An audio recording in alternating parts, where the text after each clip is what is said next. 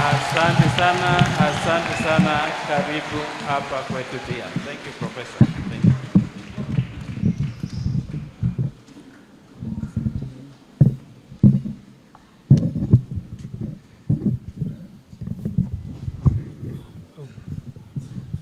Bwana asifiwe. Naomba tuketi chini. Nimeshukuru kufika hapa. Nitaongea kwa kifupi. Kwanza kabisa nishukuru Mheshimiwa GK ambaye ni mbunge wa Ndia. Nilimpigia simu jana nikamwambia wakati natoka nyumbani nitapitia hapa, atafute kanisa moja hapa njiani, tusali pamoja, tushukuru Mungu pamoja, tukielekea Nairobi. Alafu akanipigia, akaniambia amepiga darubini na ameshauri wale ambao wanapaswa kushauri, na akaona ile kanisa ambayo tunapaswa kufika na kushukuru Mungu pamoja ni hii ya KAG Sagana. Wakati ameniambia uamuzi umefanywa, mimi sikuwa na budi, nikakubali, sababu nimekumbuka mahali kumeandikwa katika Zaburi 122 mstari wa kwanza. Nilifurahi wakati waliniambia njoo twende nyumba ya Bwana. I was glad when they said unto me, come, let us go to the house of the Lord. So Mheshimiwa, asante sana.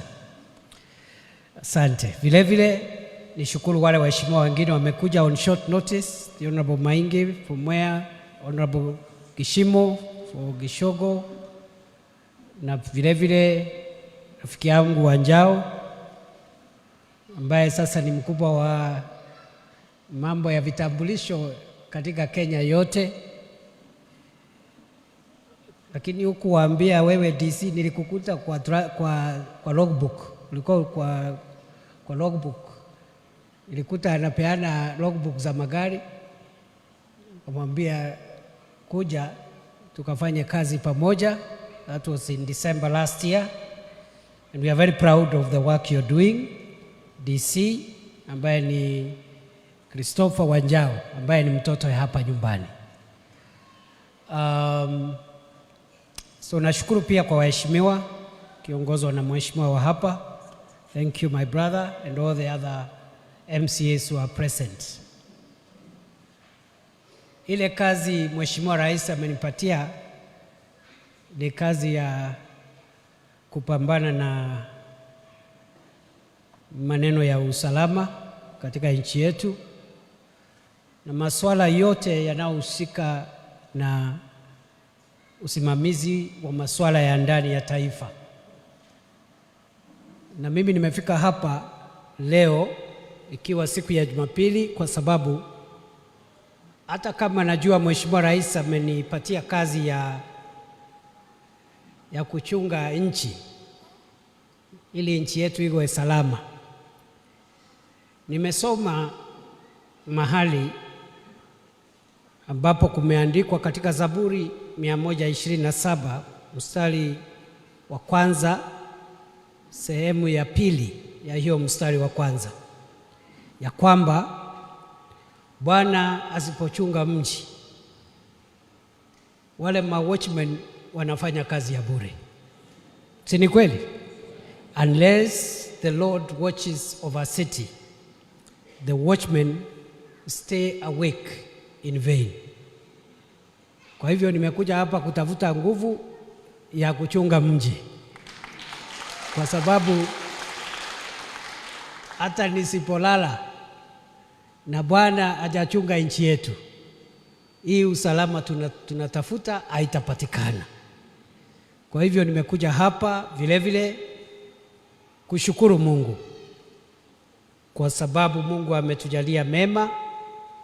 Naomba niwashukuru wakaazi wa Ndia na wakaaji wa Kirinyaga na Central Kenya na sehemu zote za nchi ya Kenya. Naomba niwashukuru kwa kupigia kura Mheshimiwa William Ruto kuwa rais wa Jamhuri ya Kenya. Na wakati mmechagua vile vile viongozi wengine, governors, senators, MPs, MCAs wa chama chake wa kumsaidia kusukuma ajenda yake kwa taifa la Kenya.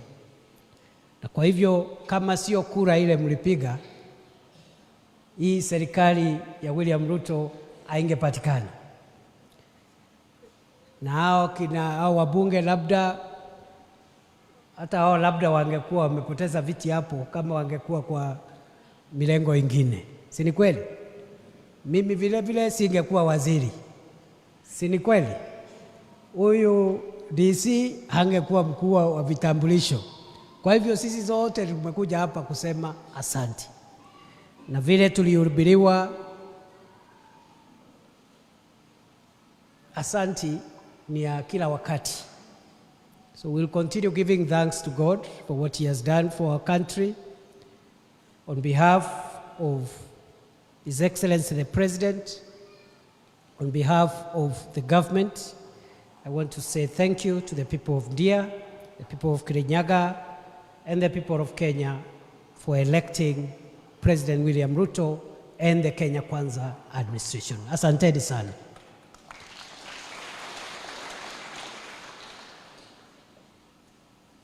Nikifika hapo niseme mambo mawili matatu. Nimesikia yale yamesemwa hapa na viongozi wetu wa hapa, ma MCAs na wabunge. Nataka niseme kwa ufupi, hayo masuala yote tutayatimiza. Sio tu hapa Ndia, lakini vile vile katika sehemu zingine za Kirinyaga ikiwemo Mwea, Kishogo, Central na sehemu zote za Jamhuri ya Kenya. I am convinced we will fulfill all the promises that we've made. I am convinced we will meet all the requests that have been made, because when or where there is a will, there is a way. Si ni kweli? Kwa hivyo tunahitaji magari ya polisi, tunahitaji kuongeza sehemu za utawala hapa, hata kama zingine hamtataja, locations, divisions, and other administrative units.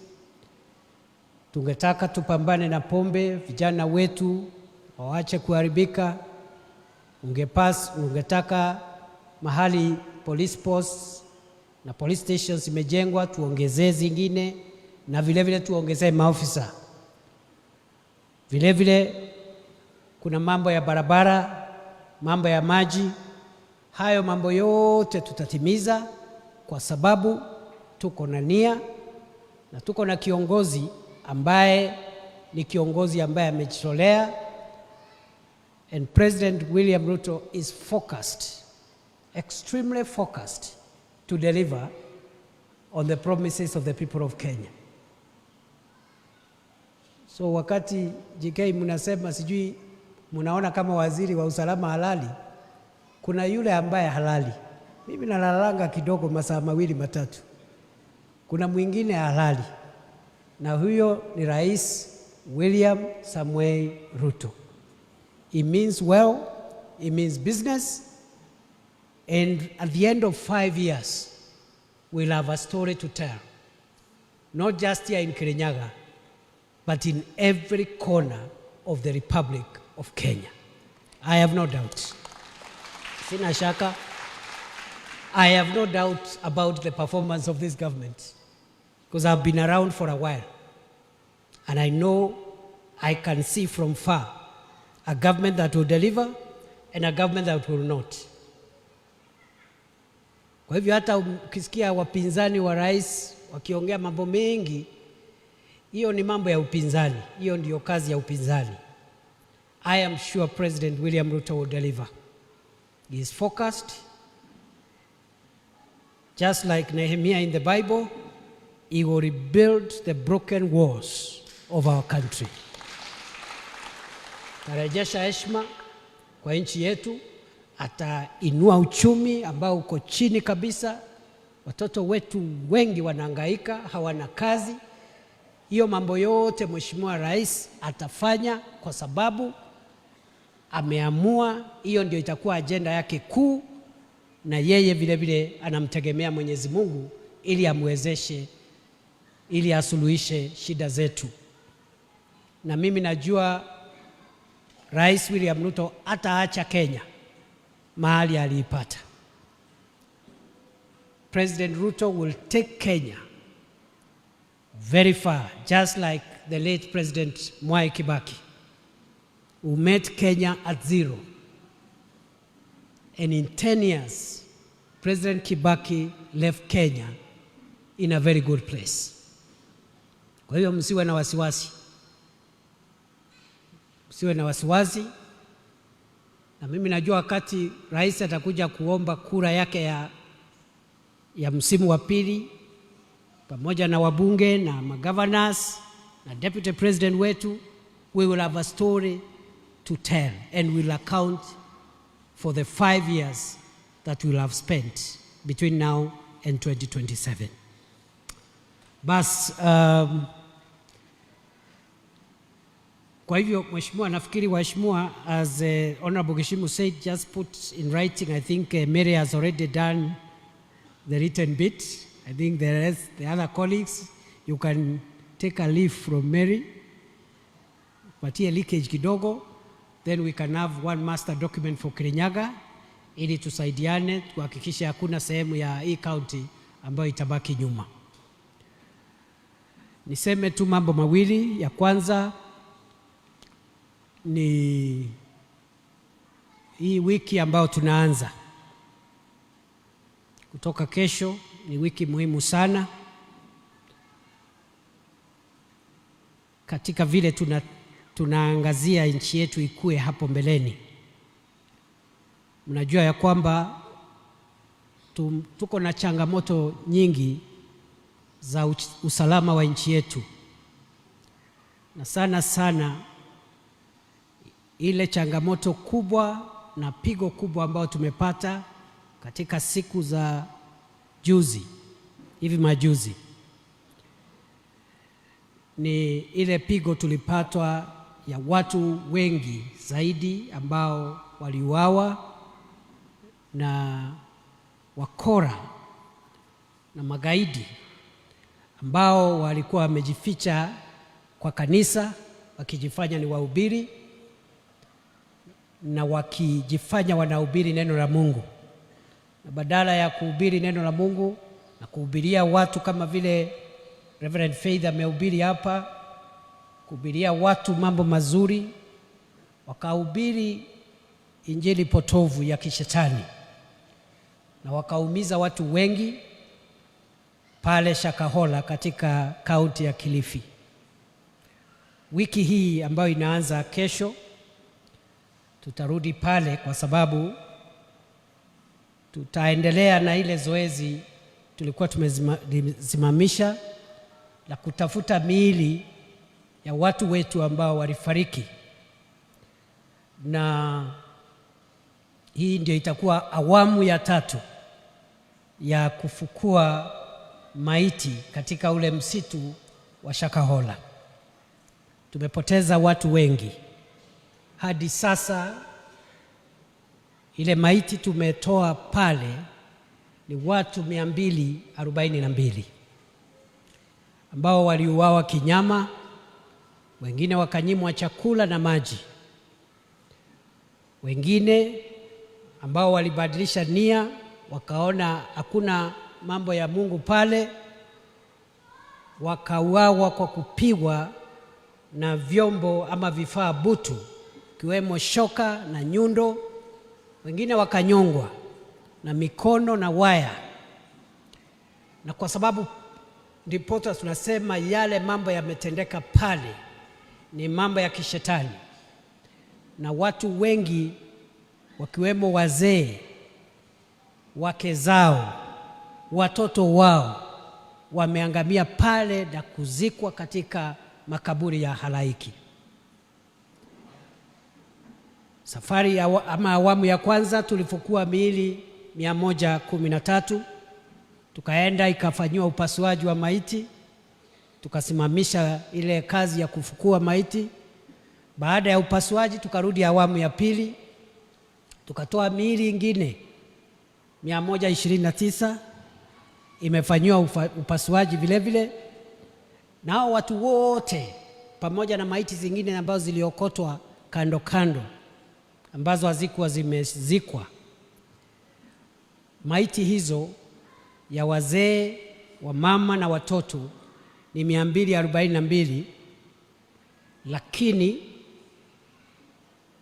niko na hofu kuambia taifa ya kwamba bado tuko na makaburi pale ya kihalaiki ambao tunashuku watu wengine zaidi wamezikwa pale. Na kwa hivyo siku ya kesho tunarudi pale kuanzisha awamu ya 3 ya kufukua miili kutoka makaburi ya halaiki. Wakati tulikuwa tunafunga awamu ya pili, tulikuwa tumeona makaburi ya halaiki 10, lakini tumeona makaburi ingine ya halaiki zaidi ya hiyo 10. And at the moment we are looking at about 22 mass graves. Na katika kila kaburi kuna watu wengi. So mimi nataka Reverend and the team here na mwili wa Kristo mahali mko, wale watu ambao ni wacha Mungu, muendelee kuombea taifa la Kenya, kuombea serikali na kuombea vile vile kanisa, sababu kanisa limeingiliwa na watu waovu, watu wa kishetani, kama yule bwana ambaye yeye na kikundi chake wametuletea ile hasara ambayo tumepata pale. Kwa hivyo hiyo kazi itaendelea kesho. I have said we have more than 20 mass graves, about 22 now, and we believe there could be more mass graves there. We will be resuming the 3rd phase this week.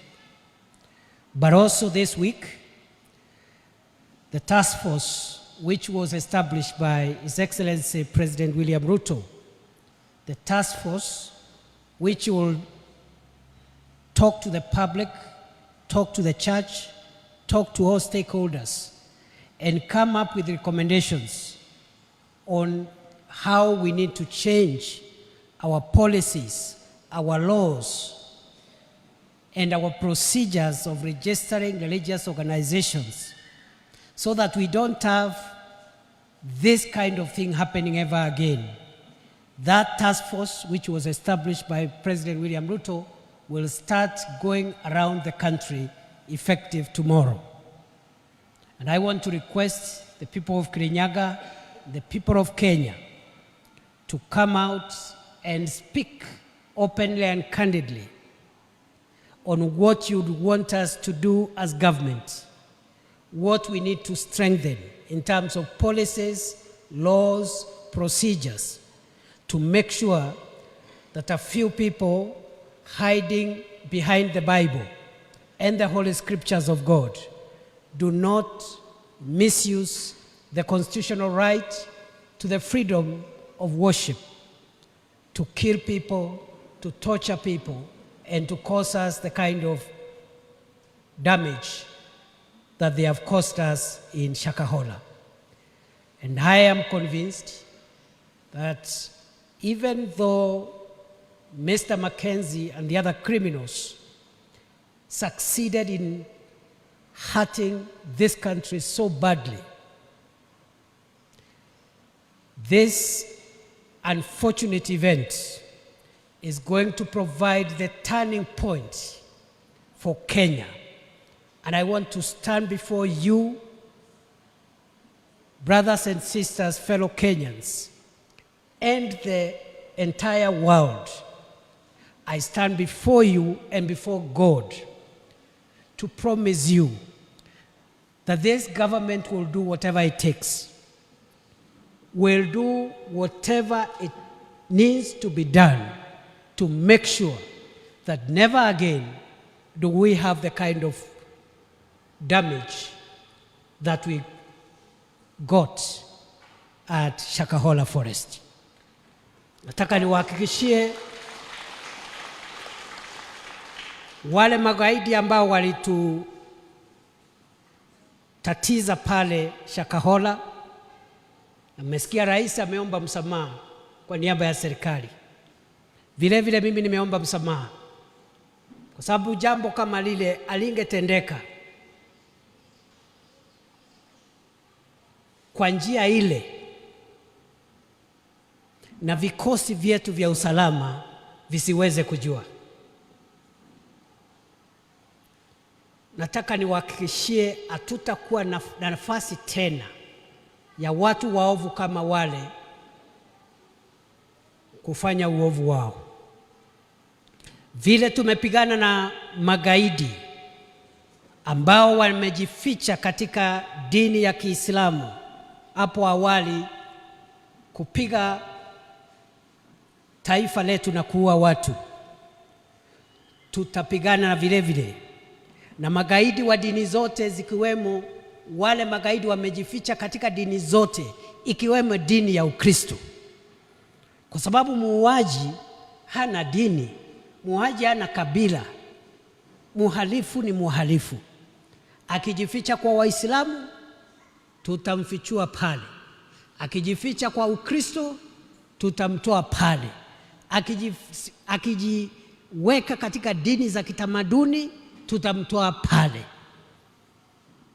And the way we have succeeded in the fight against terror and Islamic extremism, we will also succeed in those who misuse the Holy Scriptures and the Word of God and the empowering gospel of Jesus Christ to commit murders, to commit atrocities like what we have seen down in Shakahola. I request the public to come out in large numbers, give their views, and we will do whatever we need to do to make it impossible for anybody to misuse the Bible and do the kind of things that have been done there.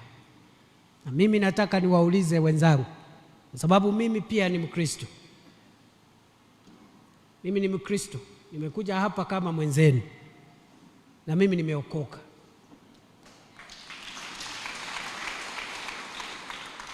Wakati ile jopo kazi ambalo rais amechagua litatembea pale, ningetaka waumini wote, Wakristo wenzangu na viongozi wetu wa makanisa waongee na serikali, mtuambie kama mngetaka tuendelee kukaa vile tulivyo, tuwe na Makenzie wengine ambao watatumia injili vibaya kuua watu, ama mungetaka mabadiliko. Kwa sababu ile imetendeka pale sio injili na sio Biblia. Manake Yesu mwenye tunaamini hakusema ya kwamba sisi tutaenda pale aliko. Alisema atakujia kanisa. Si Yesu alisema atakujia kanisa? Na alisema wale watakuwa wamekufa watafufuka, na wale watakuwa hai watabadilishwa miili yao. Sasa ni dini gani hii ya kuambia watu ati dunia imeisha, tuendeni kwa Yesu, na Yesu alisema atakuja kutuchukua? That is not Christianity. Yesu wenye walikuwa wanasema wanahubiri wale magaidi Makenzie na wenzake, wakati alikuta watu wamekaa sana na wako na njaa, alichukua samaki, akachukua mkate ambavyo ni vyakula vilikuwa na yule kijana mdogo, hakikisha ya kwamba kila mtu pale katika mkutano mkubwa wa watu 5,000 amepata chakula. Ni Yesu gani huyu ambao unasema ati mnalazimisha mtu asikule mpaka akufe akakutane naye, ili hali yeye mwenyewe wakati aliona watu wako na njaa anawapatia chakula? Kufunga ni sawa, lakini kufunga mpaka kufa, hiyo sio Ukristo. Sijui kama tunaelewana. Yesu aliua watu. Kuna watu ulisikia Yesu aliua watu na nyundo na shoka na kuwatoa roho na nafsi zao. Yesu alifufua waliokufa. Kweli si kweli? Si alifufua ule mtu alikuwa anaitwa Lazaro wa Bethania? Si alifufua ule msichana wa Jairo, ule msichana mdogo? Sasa ni Yesu gani huyu wa kumaliza watu na shoka na nyundo na kuwapiga, kuvunja mbavu na mifupa mpaka wanakufa? Kwa hivyo wale, nataka tuelewane hivi. Hiyo jopo kazi itaanza kazi yake kesho. Toeni maoni. Na mimi nikiwa waziri wenu wa masuala ya ndani, na wahakikishia ya kwamba hatutakuwa na nafasi kama ile imetokea pale tena mpaka siku ile Yesu atarudi.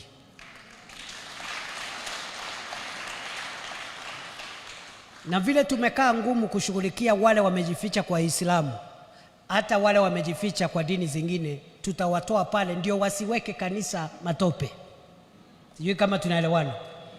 All the crooks and criminals who are hiding in the church of Jesus Christ, those who are hiding in other religions, your time is up.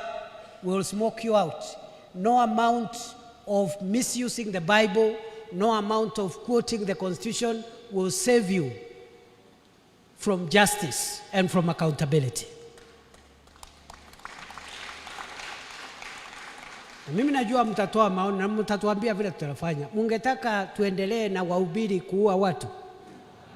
Mungetaka tuendelee na wahubiri wa kuendelesha dini potovu ya kuumiza watoto na akina mama na wazee?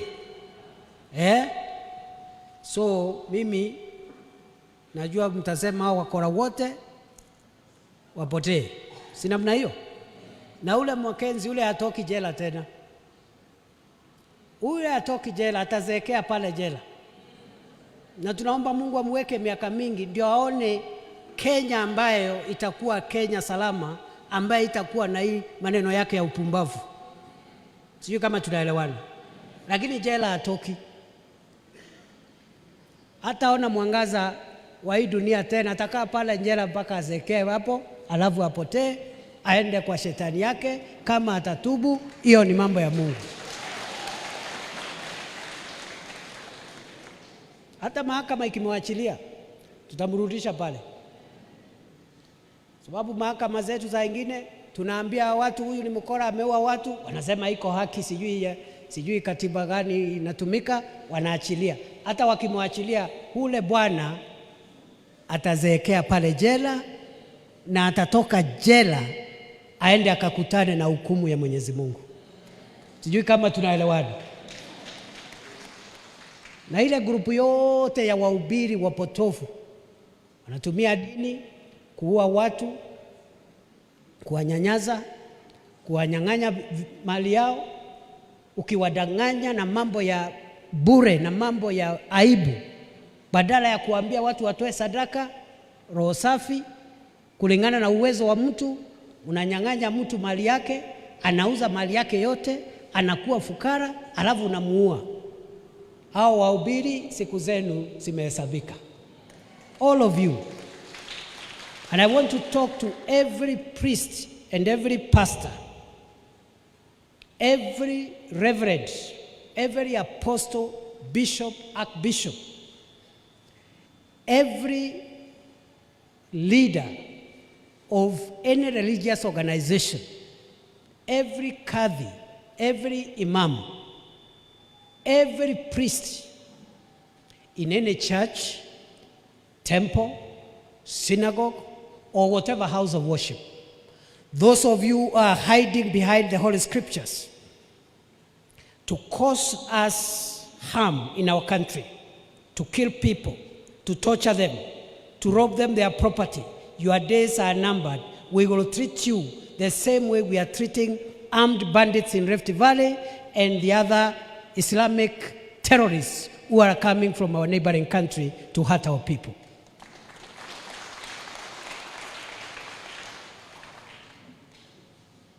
Sijui kama tunaelewana. Tufurushe hao wakora ama tuachane nao? Wakwende? Hao wakora wakwende? Waondokee kanisa? Wakwende kabisa? Wangapi wanasema hao wakora tuwafurushe wote? Asanteni sana. Hii ndio inaitwa public participation. Hii ndio inaitwa public participation. Yes. Na wanatishatisha mtu hapa, sijui, mimi ni mtu ya Mungu. Tunajua watu ya Mungu. Yeah, you don't need to tell us. We can see men and women of God from far. Hawana mchezo, hawana madoido, kazi yake inadhihirika. Ama namna gani? Si watu wa Mungu wanajulikana? They have no time for nonsense. Yes. Sio kupita hapa na kunyang'anya watu mali yao hapa alafu na turingia ati wewe sijui ati uwezi ati tukikugusa sijui tumegusa Mungu.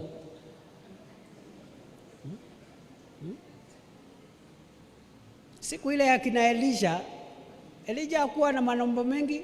Anaenda kwa mfalme na mwambia, wewe mfalme, kwa sababu umekuwa mtu mbaya, mimi nimefunga mbingu, hakuna mvua hapa siku 3.5, miaka 3.5, mpaka siku ile nitasema mimi mwenyewe. Kwa sababu ni mtu ya Mungu. Na Elisha hakusema mpaka siku ile Mungu alisema mimi as a man of God there will be no rain for 3.5 years until I say so. Those are the men of God. So wale watu ambao wako na dhana ya kwamba watatutisha kwa sababu wamevaa kola, kwa sababu wameshika Biblia ama Korani, mujaribu kutisha watu wengine. We will flush you out from the houses of worship kulingana na Mathayo 21:12-13, ya kwamba kumeandikwa, nyumba yangu itakuwa nyumba ya sala, lakini nyinyi mmeigeuza ikakuwa pango la wanyang'anyi. Sio mimi nilisema hao maneno, si ni Yesu alisema mwenyewe, that my house shall be a house of prayer, but you have turned it into a den of thieves. So ile mjeledi Yesu alichukua, ndio mjeledi serikali itachukua na kuwafurusha na kupiga hizo meza ambazo mnatumia kubadilishana mambo maovu na pesa bandia na mambo ingine ya uchafu. Bwana Yesu asifiwe. Ya mwisho.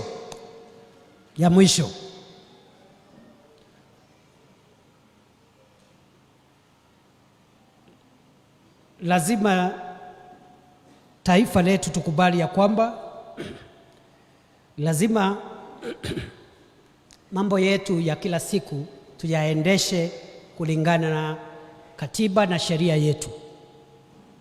Najua kuna mijadala mingi katika nchi yetu. Kuna mambo ya kiuchumi, kuna wale wako na maoni tofauti, kuna maoni ile serikali imetoa ya jinsi wangetaka kubadilisha uchumi, kuna wale wako upinzani wako na maoni tofauti. Na mimi nataka niseme hivi kama waziri wenu wa usalama, demokrasia yetu na uhuru wa maoni tutalinda na tutaheshimu, kwa sababu uhuru wa maoni na uhuru wa demokrasia uko katika katiba yetu na sheria za nchi yetu. Na sisi kama vyombo vya usalama hatutaingilia wale watu ambao wanabadilishana maoni.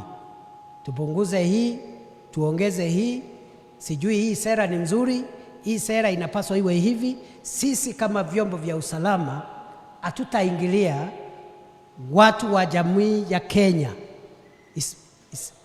bila kujali milengo yao ya siasa kutoa maoni yao. Hatutaingilia. We respect the constitution of our country.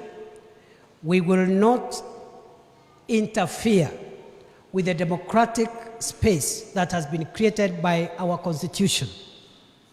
And people are free to give views on policies, ideas of an economic nature, social nature, political nature. What we will not agree to do is to allow a few people hiding under the freedom to express their political rights to cause chaos, to disrupt businesses, to hurt people, and to kill people the way we experience destruction and death in February. We will not allow. Kama vile tumeambia wahubiri ya kwamba ukijificha kwa kanisa ama kwa Waislamu tutakutoa pale na kukufichua. Vile vile viongozi wa kisiasa wa ngazi zote lazima wafanye siasa zao kwa mujibu wa katiba na sheria ya nchi ya Kenya. Sisi kama idara ya usalama wa nchi hatutakubalia mwanasiasa yeyote, mdogo, mkubwa ama wakadiri, kutumia kisingizio ya kwamba ako na uhuru wa kidemokrasia. Hatutakubali mtu yeyote kutumia uhuru wa kidemokrasia katika katiba yetu hiwe ni kisingizio za kuleta mambo ya uvunjaji sheria, kuumiza wananchi, kuiba mali yao, ama kutatiza uchukuzi ama kutatiza biashara ya mtu yoyote. Kuna taasisi zile ziko, watu waende kule bunge, watu ya Kenya Kwanza waseme mambo yao, watu wa Azimio waseme mambo yao pale bunge kwa njia ya amani, warudi nyumbani. Wasipoelewana, utaratibu huko wa kupiga kura. Kura ikipigwa itangazwe. Ikitangazwa, walioshindwa wangojee siku ingine ya kumenyana na wenzao kiutaratibu na kisheria pale bungeni. Hatuwezi kukubali nchi yetu kuwa ni nchi ambayo kama umeshindwa kushawishi mwenzako na mambo yako ya kisiasa ama sera, unachukua mawe, unachukua silaha, unavunja kioski ya mtu ambaye anatafutia watoto wake unga, unafunga barabara ya watu ambao hawana hatia, wanaenda shughuli zao, wengine wanapeleka watoto wao shule, wengine wako na wagonjwa wanapeleka hospitali. Wewe unafunga barabara na mawe, unaanza hata kutupa polisi mawe, na unaanza kusema uko na haki ati usimamishe biashara za watu, uende kuandamana katikati ya mji, uende pale kutupa mawe katika majengo ya serikali, uumize wananchi. We cannot allow you. And by the way, I mean it. Let me say this for the avoidance of doubt. There will be no violent demonstrations, looting of property, disruption of businesses, and other unlawful behavior anywhere in the soil of the Republic of Kenya ever and ever again. It will not happen. Ninaomba wananchi muendelee na shughuli zenu. Wale wako na mambo ya kisiasa watumie taasisi za kisiasa kusuluhisha mambo yale, kusawishiana. You try convincing the other side that this is a better policy than this other one. And when the outcome is made by an institution, you accept. Ukiona haujatosheka pale kwa bunge, kuna mahakama zetu. Wengine nasikia wanaenda mahakamani. Yote ni kikatiba, ni kihalali. Kile hatutakubali ni wewe ati kwa sababu uko na maneno yako ya siasa, uende ufunge barabara, upige mawe magari ya uchukuzi wa umma, uanze kuumiza polisi walinda usalama. Will not allow it And I want to say that we will not allow violent protests, hooliganism, looting of property, assault, and death of our people anywhere in our republic, and anybody who tries to break law and order, anybody who tries to use violence to get political, social, economic outcomes, that person, we will deal with them with finality and ruthlessness never seen in this country before. Hatutakubali. Hatutakubali. Yeah. Yes. Hata watu wawili watatu wakitaka kusema mambo yao waandamane, waweke placards bila mawe, bila nini, hatuna shida. We have no problem. If some people gather somewhere, waanze kuandika mambo yao ya kisiasa, waanze kushout ama kusema mambo yao, that is okay. But disruption of businesses, closing of public roads and public facilities, hurting people, that one will not be allowed. And no constitution, no law that I know of allows that kind of behavior. Mungetaka tuendelee na nchi ambayo inafuata sheria, ama tuachilie watu tu wao wanatupiga na mawe wakati wamekasirika na sisi? Si lazima tufuate sheria? Wananchi wanasema tupate sheria. And that message is for everybody. Sio ya wanasiasa wa mrengo fulani. Nimeona wengine wanasiasa wadogo wadogo wanataka kuvuruga amani in their local areas ati kwa sababu wao ni watu ya Kenya Kwanza, ile chama ambayo ni ya rais. Sheria haina chama.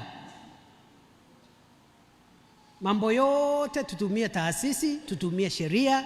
Mwenye ataleta vurugu, hawe ni wa mrengo huu ama mrengo ule, atapatana na sheria na katiba na sisi walinda usalama.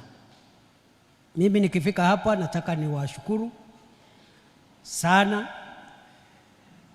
Nimepata nafasi ya kusikiza neno la Mungu. Thank you Reverend Faith. Mungu akuinue. Mungu akujalie.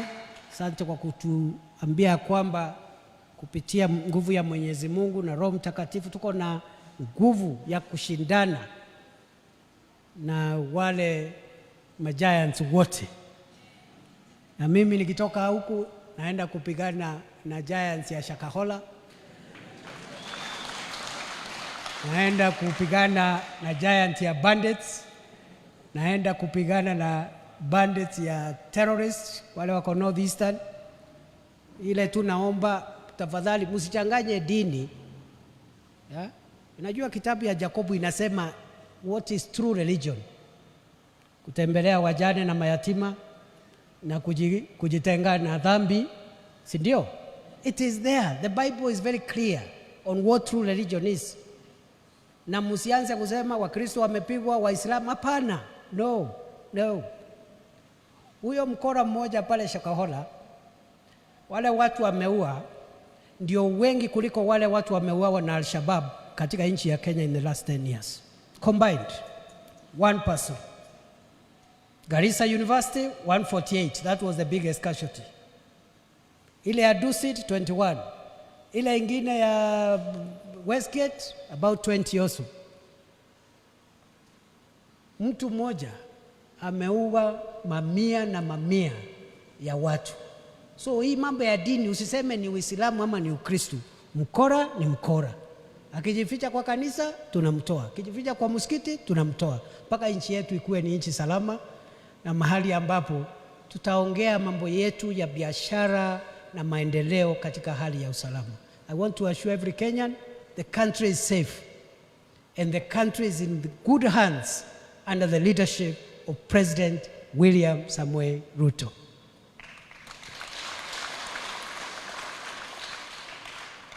Kwa sababu nimefika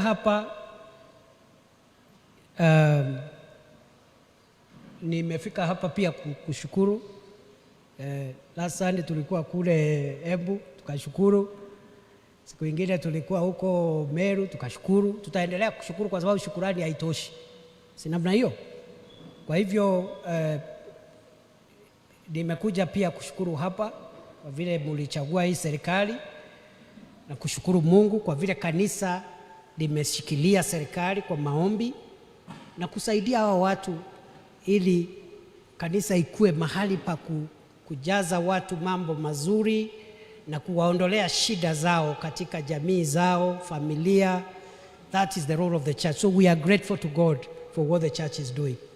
Kwa hivyo sijui utaratibu ambao unatumiwa hapa, na mimi naomba munisamehe viongozi wa kanisa, the pastoral team, hao wenzangu wote